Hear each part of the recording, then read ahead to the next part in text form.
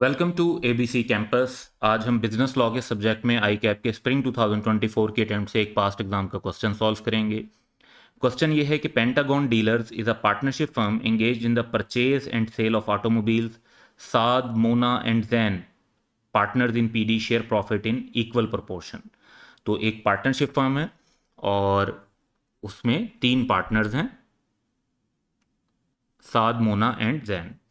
Further scenario ये है कि a car racing championship is plan to be held in Karachi on 31 March 2024 on 1 January 2024। अब ये होनी है 31 मार्च को और 1 जनवरी को। PD entered into marketing collaboration with the car racers fair Riders for ₹2 million। Under the collaboration, PD also promised to deliver a brand new sports car to SR if it wins the final of the championship. However, on 1st March 2024, यानी race होने से पहले, Jain is one of the partners cancelled the sports car incentive on PDs behalf when the car prices increased exponentially. और prices बहुत बढ़ गई थी तो जैन ने जो है ना पीडी के बिहाफ पे, यानी अपनी पार्टनरशिप बिजनेस के बिहाफ पे जो कार वाला इंसेंटिव था वो जो है कैंसिल कर दिया। तो under the provision of contract act हमने ये बताना है कि पीडी की इसमें पोजीशन क्या है, 1। और डिस्कस करना है रेमेडीज अवेलेबल टू एसआर। दो चीज़ें क्वेश्चन में पूछी हुई हैं कॉन्ट्रैक्ट एक्ट 1872 के मुताबिक। अकॉर्डिंगली हम अपना आंसर बनाएंगे। तो पहले हम पीडी की यानी पेंटागन डीलर्स की पोजीशन पे बात करते हैं।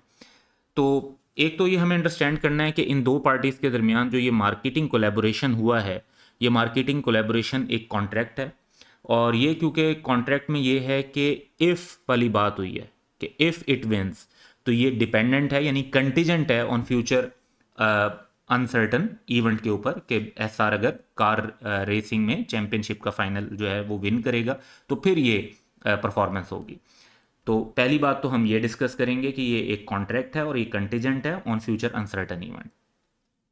अब फर्दर पॉइंट इसमें यह आता है कि जैन ने ये जो कैंसलेशन की है, क्या ये कैंसलेशन वैलिड है और अप्रोप्रिएट है? तो इसका जवाब है कि ऐसी कैंसलेशन ऑफ इंसेंटिव इनवैलिड है अनलेस कि आप कहते हैं कि एसआर जो है ना वो या तो लूज कर जाता है फाइनल में या विनिंग उसके लिए इम्पॉसिबल हो जाती है, यानी उसके अंदर उनका पार्टिसिपेट करना या कुछ और चीज़ करना वो इम्पॉसिबल हो जाता है बाय 31 मार्च 2024।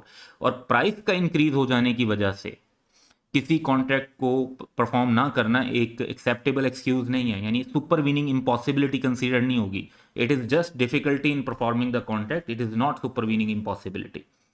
अब जो जैन का एक्ट है जिसमें वो कार इंसेंटिव को कैंसिल कर रहे हैं, ये बेसिकली वो ओरिजिनल कॉन्ट्रैक्ट की को जो है ना अल्टर करना चाह रहे हैं उसकी टर्म्स को। और इसमें अगर एसआर की कॉन्सेंट होगी यानी जो दूसरी पार्टी है उसकी कॉन्सेंट होगी तो ओरिजिनल कॉन्ट्रैक्ट बिल्कुल दोनों पार्टीज मिलकर अल्टरेशन कर सकती हैं। अगर एसआर अल्टरेशन पर एग्री कर जाते हैं फिर तो ओरिजिनल कॉन्ट्रैक्ट परफॉर्म करने की ज़रूरत नहीं है। अदरवाइज जो पेंटागन डीलर्स हैं वो लाइबल रहेंगे और उनको स्टिल वो कार देनी पड़ेगी या उसकी कंपनसेशन देनी पड़ेगी। अब रेमेडीज जो दूसरा क्वेश्चन पूछा हुआ है कि रेमेडीज अवेलेबल टू एसआर क्या हैं, तो उसमें जिस तरह हम ऑलरेडी क्योंकि पीडी की पोजीशन डिस्कस कर चुके हैं तो पीडी रिमेन्स लायबल, तो SR can hold PD liable for car delivery अगर एसआर विन कर जाता है। ये याद रखें कि इसमें क्योंकि कंटीजेंट है तो वो कंडीशन का पूरा होना ज़रूरी है। दूसरा ये है कि एसआर अगर उनके साथ एग्री कर जाते हैं तो दे कैन वेव और वो अल्टरनेटिव परफॉर्मेंस भी एक्सेप्ट कर सकते हैं। और अगर एसआर विन कर जाते हैं तो फिर वो दो तरह के जो कंपनसेशन है वो क्लेम कर सकते हैं। एक जो जैन की ब्रीच की वजह से होगी जिसमें कार प्राइस है, जिसे हम ऑर्डिनरी डैमेजेस कहते हैं कि कॉन्ट्रैक्ट की ब्रीच से नेचुरली अराइज हुए। और अगर कोई और स्पेशल डैमेजेस होते हैं जो पार्टीज की नॉलेज में थे at the time of making the contract, तो वो भी क्लेम किए जा सकते हैं। तो ये टोटल इस क्वेश्चन के पॉइंट थे। That's all for today. Have a good day.